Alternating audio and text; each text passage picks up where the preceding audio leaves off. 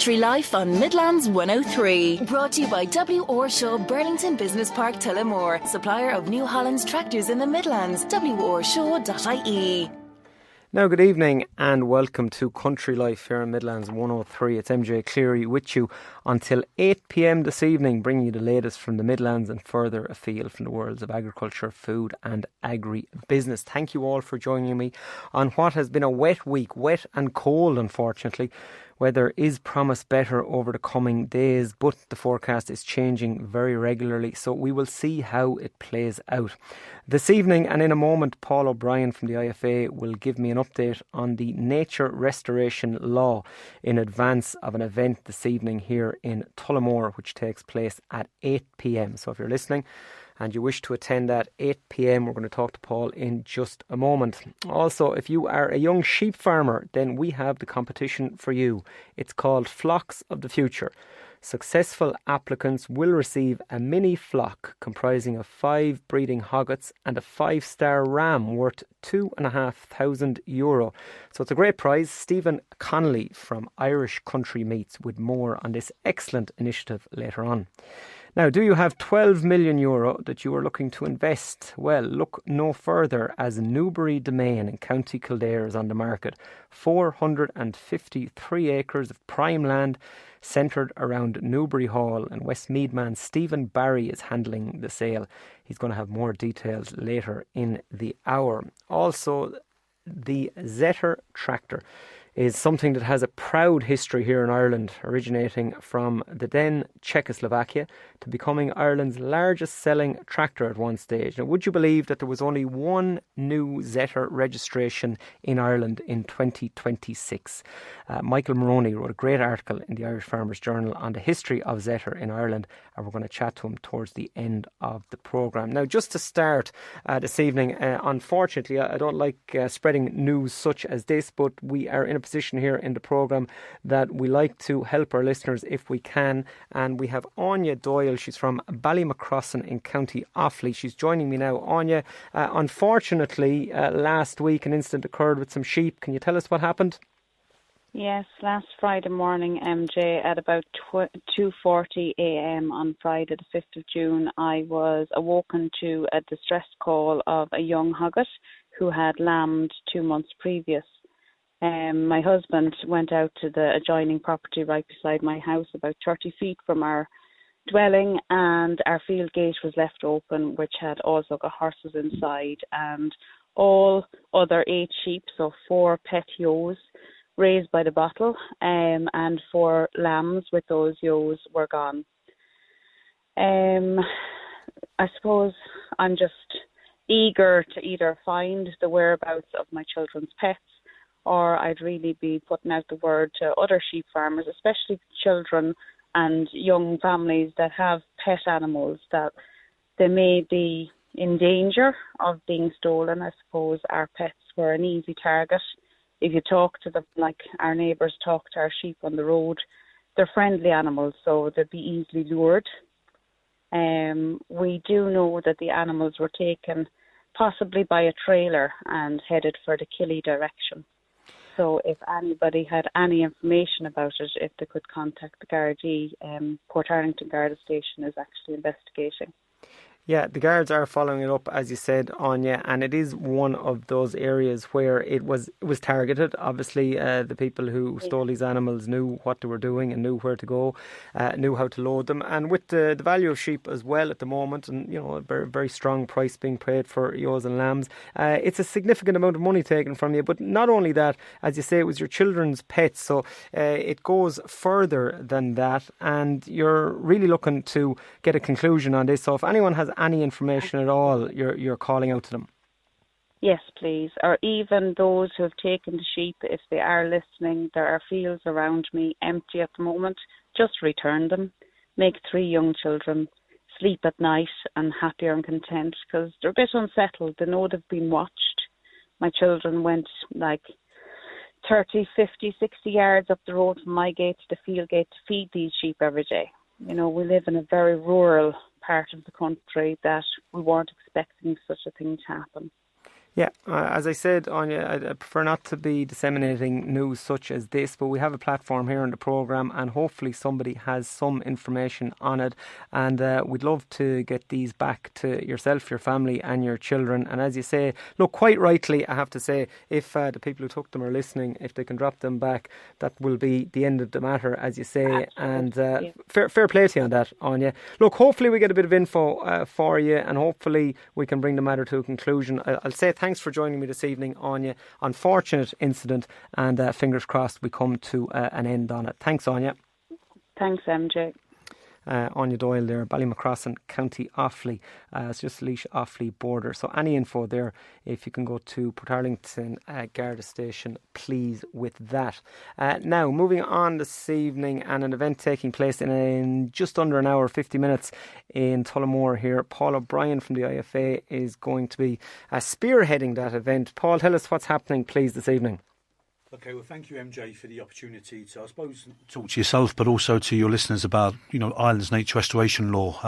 People will have remembered this goes back to the Green Deal, Ursula von der Leyen's Green Deal, Europe's man on the moon moment, as she called it, and the nature restoration law was kind of a key cornerstone of that. So I went through the processes in European Parliament and in loads and loads of committees.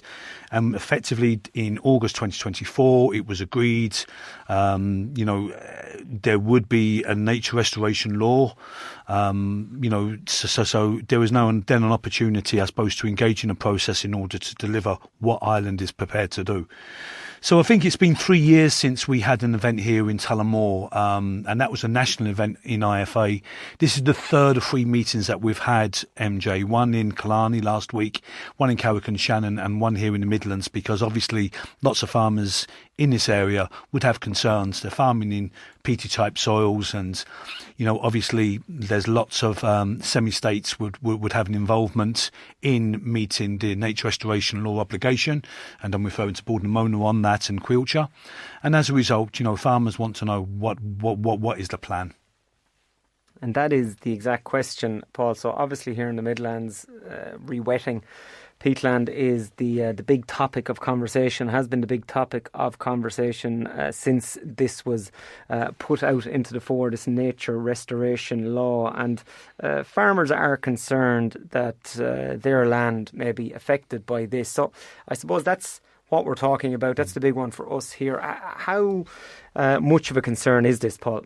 Well, thankfully, I suppose the initial proposals that had come from the Commission back in 2022 was that all of the re-wetting would take place on, farmland. Above and beyond state land. Now, thankfully, that was one of the first things to be conceded. So now we have the realisation that Bord na Móna have done a lot of the heavy lifting.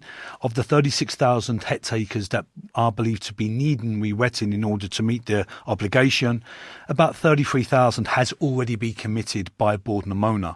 Now, in IFA, we're saying all of that heavy lifting should be done by the states. This is the state's plan. It's not individual farmers' plan. It's not the IFA's plan. It's the state's plan.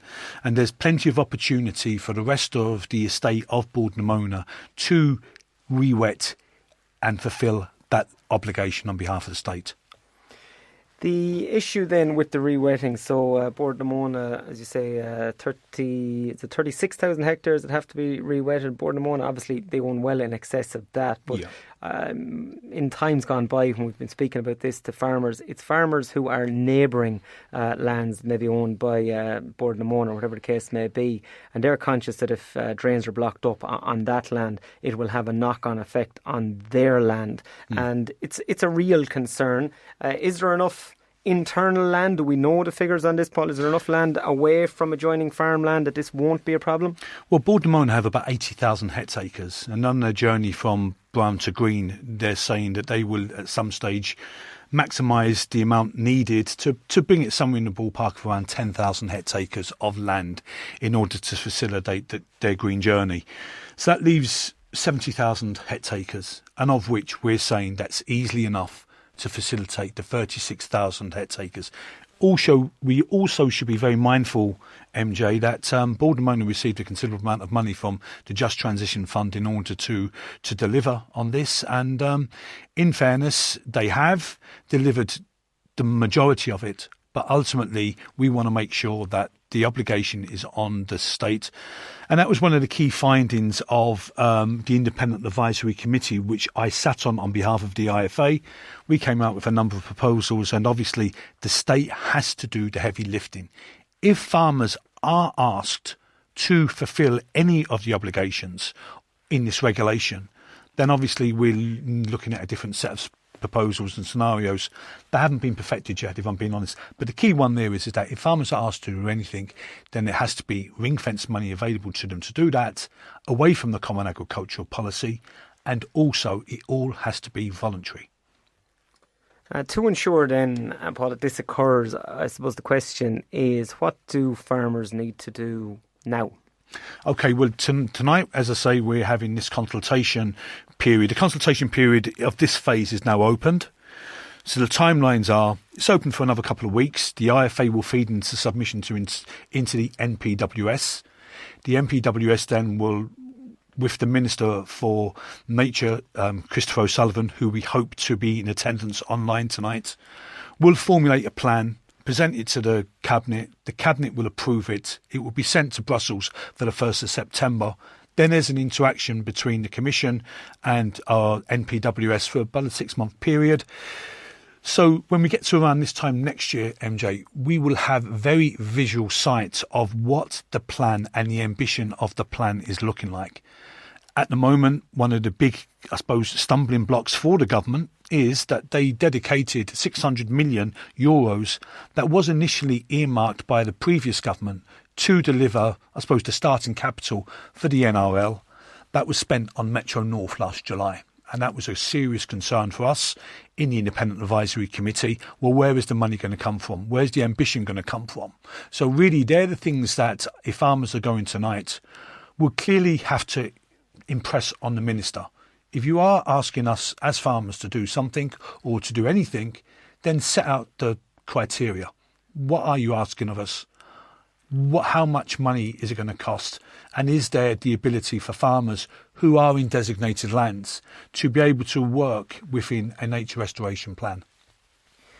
And Paul, if you had a magic wand and if you were able to wave it and get exactly what you want, what the IFA want, and in the best interest of farmers, say best case scenario, what are we talking about here? That it essentially wouldn't really affect landowners and could just be worked away in the background on state-owned land. Is that the best case scenario? Well, farmers are the custodians of the landscape, and they've done this for hundreds of years. And unfortunately, the previous land designations that happened under the Habitats Directive in '97, farmers were promised a considerable amount. And after the money and the promises ran out, all that was left was the designations and the rules and the regulations that came with that. So if we are to start again, and this is a new opportunity to start again with those 30,000 farmers in land designations, then the NPWS will have to engage properly with them, respectfully with them, and to design a collaboration approach farm scheme that is a win for everybody. It's a win for the farmers who are farming on that land type. It's also a win for nature. Because I suppose really the point is that we have to learn from previous experiences, MJ. The old Habitats Directive, it is very fraught with very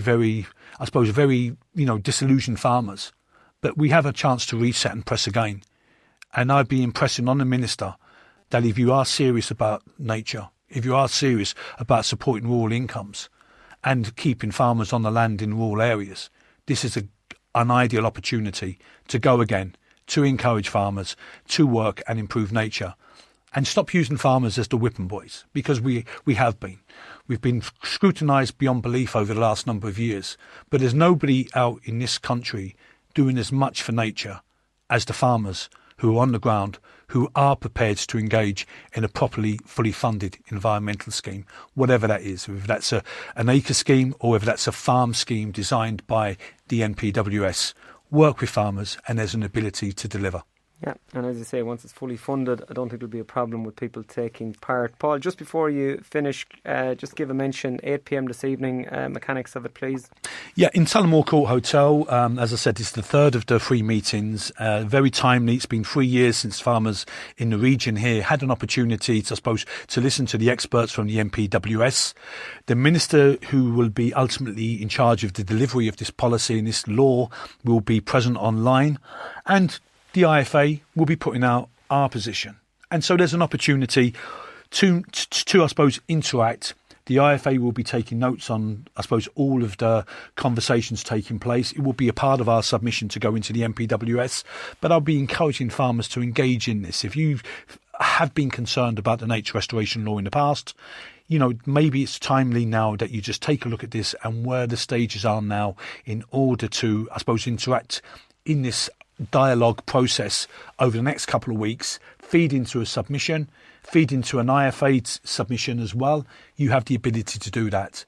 And hopefully then at that stage, when I come back to you on this time next year, MJ, with clear sight of what a plan would look like and how much money will be involved, and ultimately, whether farmers are going to be asked once and for all to be able to be a part of the recovery for nature, because ultimately, we all believe we can do better, but it has to be done in respectful negotiations between ourselves and the MPWS and ultimately the government.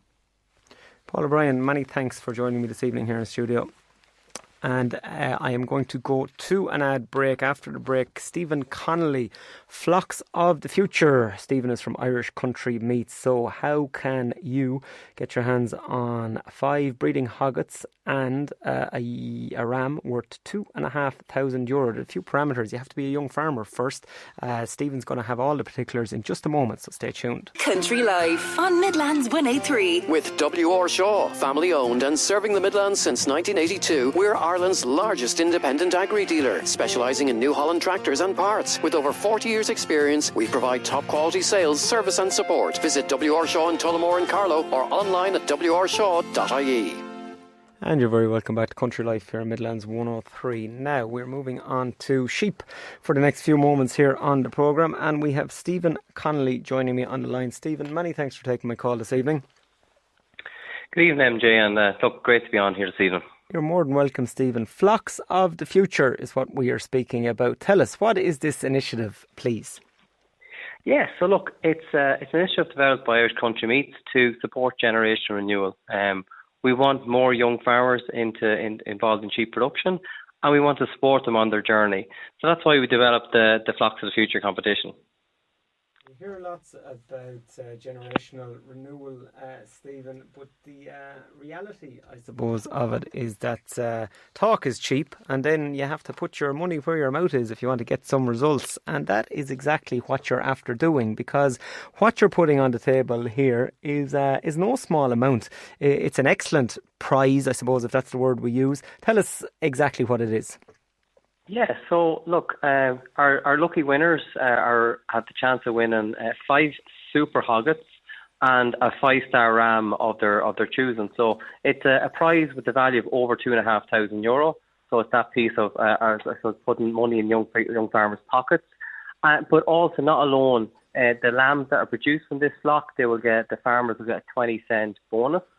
And on top of that, we are supported by Bord Bia, Teagasc and Sheep Ireland. So these young people will get dedicated advice and support throughout the next couple of years.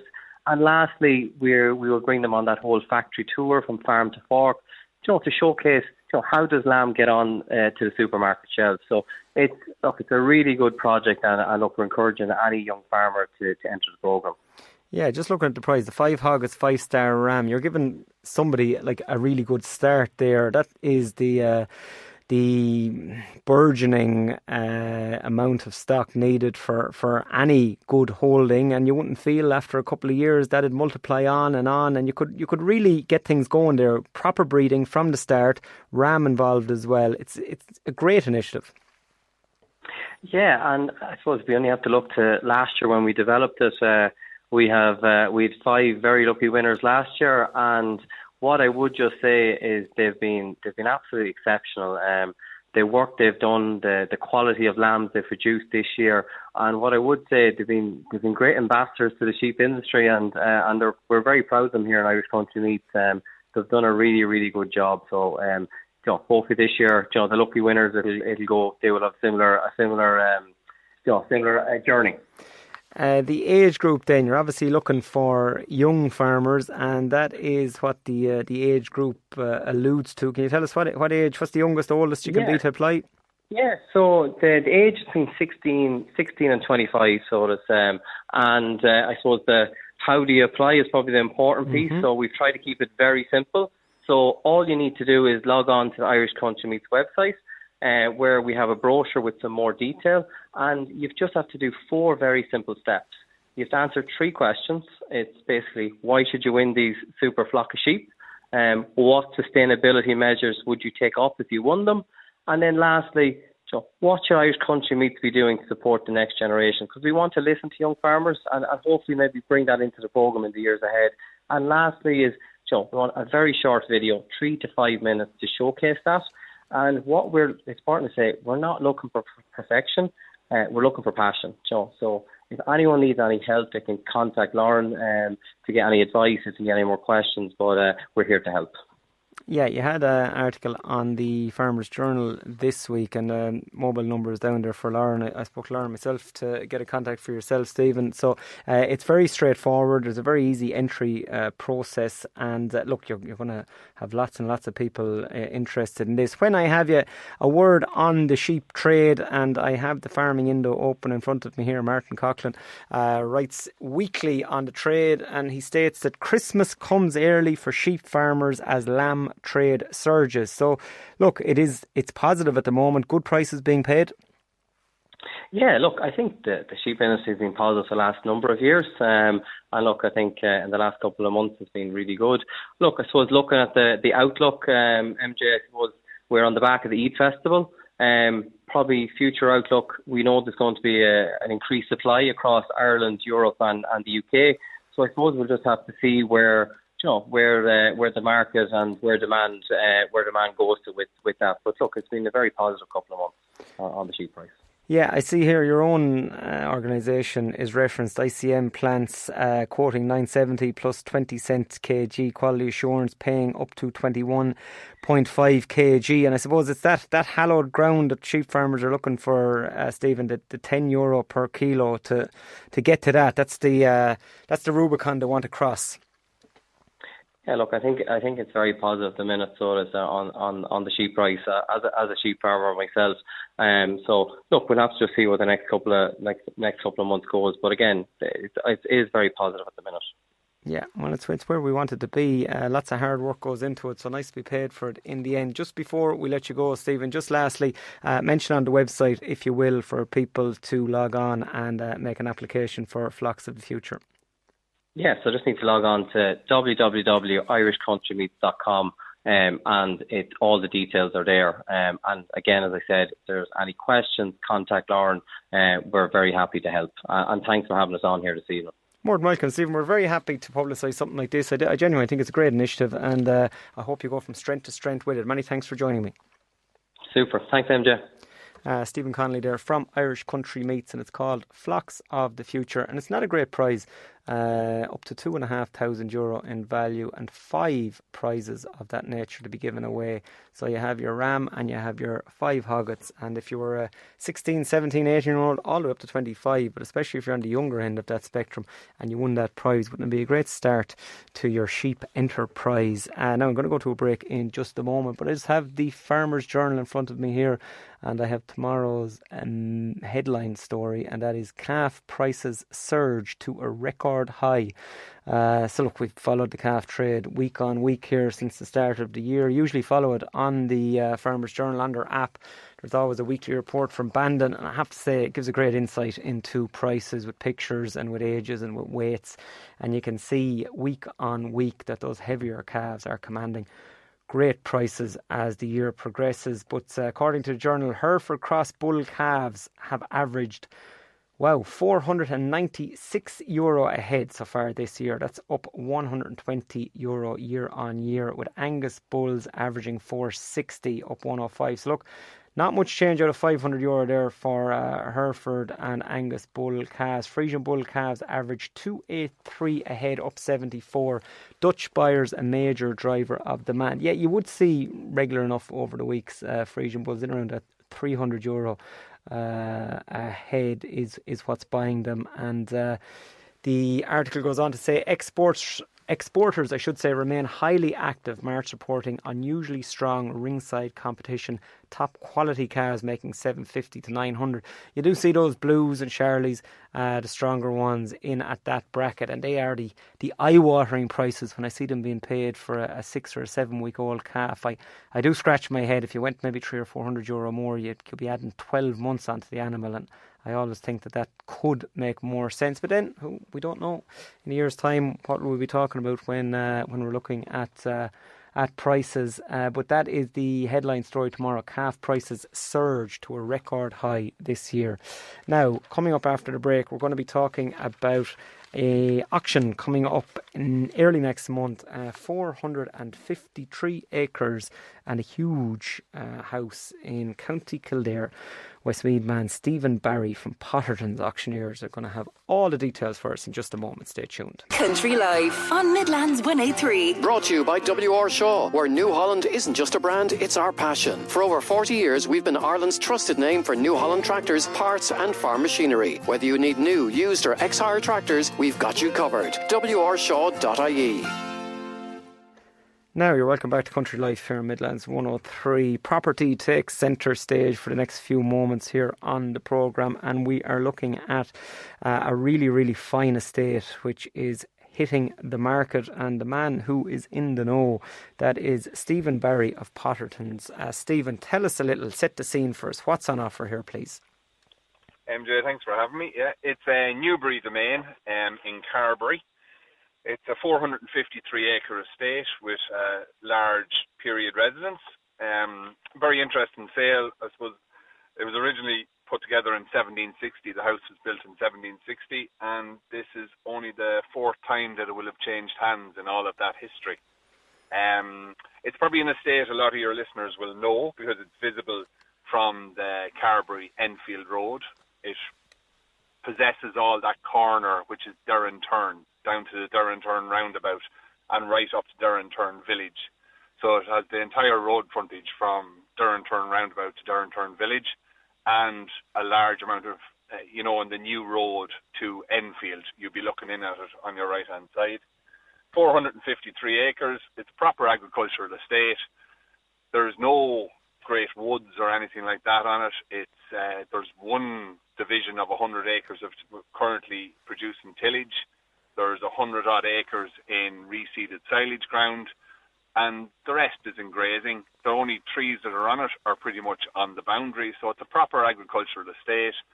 Good access, couple of entrances, and a very good concrete farm roadway which serves the farm, and other gravel roadways that gives access to all the divisions. And it's probably a farmer's dream. Really regular shape fields laid out in divisions. The typical field is probably 25, 30 acres in it. There would be an 80-acre field in it. So again, it's very, very productive land. Quality is really, really good. Yeah, as you say, Stephen, a farmer's dream. And I think you nailed it with that one. I'm just looking at the pictures here. There was a fine spread on yesterday's Irish Independent here, a full-page spread on it. And it's in the block. I'm looking at it. Obviously, you could turn your hand to it at any type of farm. Wouldn't it make a super dairy farm? It would make a really, really good dairy farm. Good land, type of farm that wouldn't burn on you during the summer.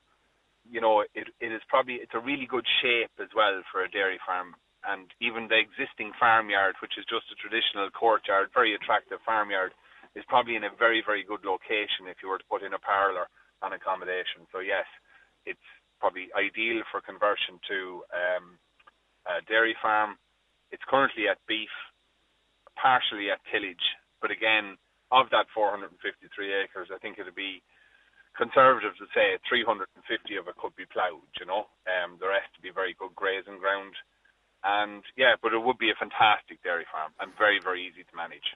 looking at the property here as well, and obviously the land is what strikes our interest here in the programme, but this absolutely fine palatial residence, looking at a picture of it here, fine big 2-storey house in the middle, and then two what we would call very large houses to each wing of it, and it looks in great shape. Just looking at the roof, looking at everything, it looks in really, really good nick. It's obviously going to attract people from maybe a potential tourism perspective, turn it into a country house, wedding venue. Sure, the possibilities are endless. Possibilities are endless, yeah. It's currently used as a private residence. In 2013, it was fully restored and renovated, the main house. Conservation Architects, it is a listed building, so as Conservation Architects supervised it. So it's turnkey and ready to go. There's no money to be spent on that. Completely re-roofed. There's 2 wings on it.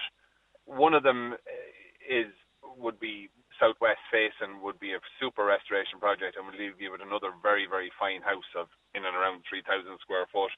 And the other wing is there as well. It currently accommodates stables and the services for the building. The building is oil-fired central heating, underfloor heating in part. So, it's got all the modern comforts with all the fine rooms, beautiful light in the main reception rooms, beautiful hall and beautiful staircase. It really is a fine house, and it's well worth looking up there if anyone has an interest in houses. There's beautiful photographs of it there. It's worth a couple of minutes to study it. Purchasers then, Stephen, where will people come? No doubt there'll be lots of Irish interest, but lots of international interest also, I would imagine. As we well know here, we feature land sales regularly in the programme, and we've gone up year on year for the last X amount of years. I can't think off the top of my head, but year on year we go up. So look, return on investment mightn't be unbelievable, but your money is very, very safe. Yeah, it's probably a crazy world out there at the moment, and land, I know everyone is sick of hearing the phrase, but they're not making any more of it, and it seems to be a very stable investment with good characteristics for inheritance. The interest comes from farming. There's a lot going on in the country at the moment. In Ireland, there's land being sold for development, there's land gone into solar, there's lots of land getting an enhanced value. They're farming families want to reinvest. This is an ideal opportunity to more than likely grow your acres and end up with a really fine agricultural property. Business people are interested in land. It diversifies their assets, and it is a very, very safe asset. Maybe when even money is not safe, and equities and everything else, they just like to diversify, and land is seen as a very stable, tangible asset. And then internationally, Ireland is seen as a good place to live. Stable economy, stable culture, and we've always had interest from the UK and the US, and that hasn't changed. It's still there. Yeah, going to be a very interesting one. I see the sale here, 3 p.m. Thursday, July 9th in Johnstown House Hotel in Enfield. And just before I let you go, Stephen, obviously you're dealing in land and property on a daily basis, back into, I suppose, the realms of more reality for most farmers is leasing of land. And as we know, bigger and better is how the leasing game has occurred in the last few years. It's gone from strength to strength. How do you describe your own book there at Potterton's? How busy are you? What's the appetite been for land in 2026? Yeah, look, we'd have a very good land letting book, runs into Cavan, Westmeath, Meath, into North Dublin, and even parts of Louth, and down into Offaly, and it even goes further afield into Tipperary. And yeah, I think land leasing is a strange one. There's very little land given up. The 5-year leases, which are now dominant, are even getting replaced with 7-year leases, whereas 10 years ago, unfortunately I'm doing this more than 10 years. 10 years ago I would have said we were about 80% con acre and agreed every year. I think we're probably 95% leases, and I would say my 7-year leases, all my 5 years are turning into 7 years. They're generally rolling over with the same person. Everyone's comfortable, it's going well, what that's leading to, MJ, is no supply of new land. And back to land being built on roads, solar farms. Farmers are getting displaced out of land, and we're ending up with severe competition on the land that is being offered to the market. And I don't think it's any secret that I think realistically, headline rents have doubled in the last probably 7-8 years. So that's where the Conacre, or that's where land leasing is, and it is just a shortage of supply. Yeah, it's interesting that you say the shortage of supply, Stephen, because that's the conversation that we have in all parts of the country, but even down, I suppose, look more central Offaly, speaking to farmers, and they will say that a lot of land, even if it comes up for leasing, you won't even hear about it because an existing tenant will just put their hand up immediately and say, yeah, I'll take that. So it's very hard even to break into it, if you will, and there's just so little of it there. MJ, it's a perfect storm. When you build in nitrates, you build in, there's been no scrappage scheme for entitlement. So, some land they just farm on rather than lose the entitlement. I know 2000 or 2028 is going to change that maybe. But nitrates, it all is back down to nitrates. And look, farmers have got bigger, We deal with a lot of potato farmers, tillage farmers, intensive beef, intensive dairy, and they need more land all the time. And I suppose a high output dairy cow probably needs more land on paper to meet her nitrates than she does to feed her. So it's the demand for land just keeps growing. Yeah, perfect storm, as you say. Stephen, must say I really enjoyed the conversation there, and what a fine property you have now over the next few weeks, showing it and speaking about it, and no doubt you're going to be et with interest for it. I'll say many thanks for joining me here on the programme. We must get you back in a month's time and let us know how the sale goes. That'd be great, MJ, and thank you very much. Stephen Barry there from Potterton's. Now I'm going to shoot to a break, and after the break I'm going to be talking about the Zetter tractor. So do you have one? Did you ever have one? You more than likely got a lift in one at some stage with the big cab. It could accommodate, the older Zetters could easily accommodate 4 people, and the driver 5 with change. You'd throw some farming instruments in there as well. You get a shovel, you get a couple of things, a yard brush in there as well. Not like the more modern tractors, always known for its spacious cabs. And Michael Maroney in the Irish Farmers Journal, he wrote a really interesting piece, I suppose a history of Zetter really from its outset right up to today, and that's what we're going to be talking about in a couple of moments here after the ad break. So stay tuned, and we're going to hear all about the history of Zetter in Ireland. Country Life on Midlands 103 with W.R. Shaw. Looking for the best in farm machinery? We've been supplying top quality New Holland tractors and parts and providing service since 1982. Our expert team is here to keep your farm running smoothly with branches in Tullamore and Carlow. Visit wrshaw.ie today. And you're very welcome back to Country Life here on Midlands 103. Machinery over the next few moments here on the programme, and specifically Zetter and its history of selling in Ireland and once being the most popular tractor in the country. Michael Maroney wrote a really interesting article in the Farmers Journal. Last week was in print and it was online over the course of the week. Michael, really enjoyed it, I have to say, and you went into great detail. A lot of information there. This article, you didn't write this in a few minutes now. It took you a while. It did indeed, and thanks for having me on, MJ. I suppose I'm around at this stage long enough and remember some of the early stages, and some of my earlier memories are included in the article. I certainly remember being in Czechoslovakia, which it was called at the time, back in the early about 1980, and to see the factory, and one of my first excursions abroad, I suppose you could say, at that stage. So I have a lasting memory of the brand and how it evolved and how it transpired. And being a young lad, even years before that, I was a collector of brochures, as many young lads are. And maybe brochures aren't as familiar today as they were back then. And I had a big collection of Zetter brochures. I still have them to this day. Tractors like, the earlier models, 6711, and even prior to that, some of the earlier models, 4712, 4718, that kind of stuff. So I would have always had an interest in them, and I suppose at the time they would have been considered to be relatively cheaper tractors, and tractors that allowed a lot of people to get into horsepower at a cheaper level into the 70s and into the early 80s. Getting them across then, as you say, Czechoslovakia, this is where the Zetters were. Zetter and Skoda out in that part of the world were synonymous with Eastern Europe at the time. Bringing them across Ireland, when did they first come to Ireland, and then when did they, I suppose, get popular, Michael?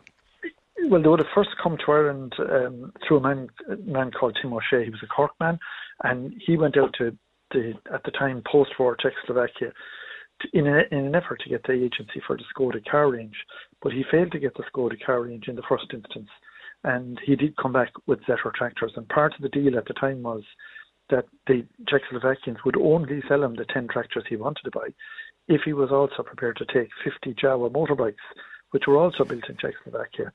So he did that, and sometime later they all appeared at the Cold Key in Cork, as I say, and the sales of the machines began at that stage. So he was able to sell the first 10 tractors. It was a Model 25, as it was called, a very early tractor, a very basic tractor relative to today's terms, a little bit progressive relative to what was being offered generally, but it did have some shortcomings. It had hand starters and had no hydraulics, so it was basic in some respects and modern in other respects in terms of the design. So he sold quite a number of those, and by the time they got to the stage where there was, lights and hydraulics, etc., not too long afterwards, he had sold 100 into the area, mainly in the Cork area. So that's the beginning of how the evolution of Zetor took place in Ireland. And I suppose the big change was that the larger Zetor, as we all know, the Zetor Crystal, that was the one, I suppose, that marked new territory and got them even more popular in the country.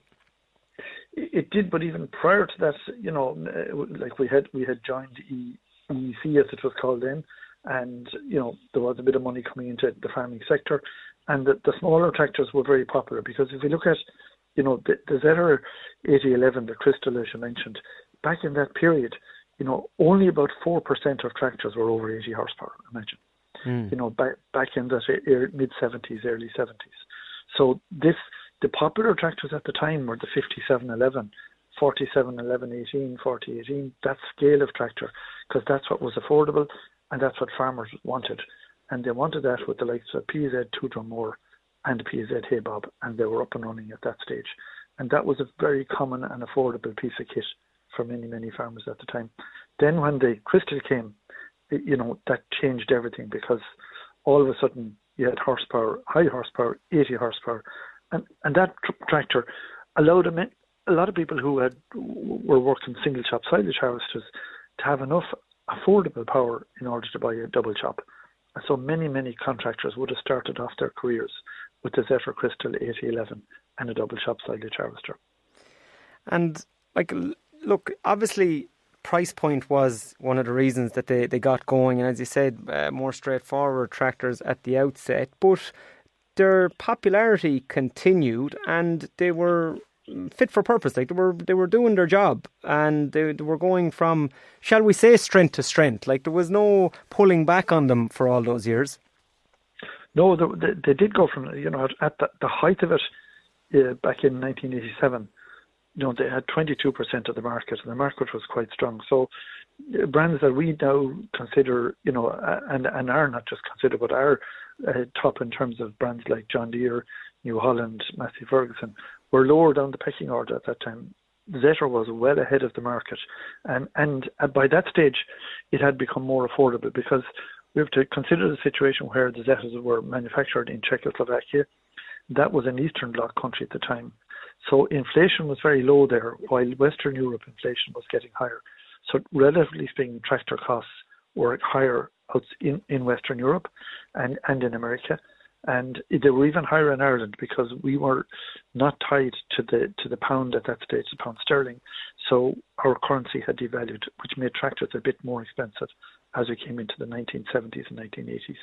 So that made it a bit more expensive to buy tractors from, we call Western brands, which were subject to inflation at the time, created by such things as oil shortages, which we are now a bit more familiar with.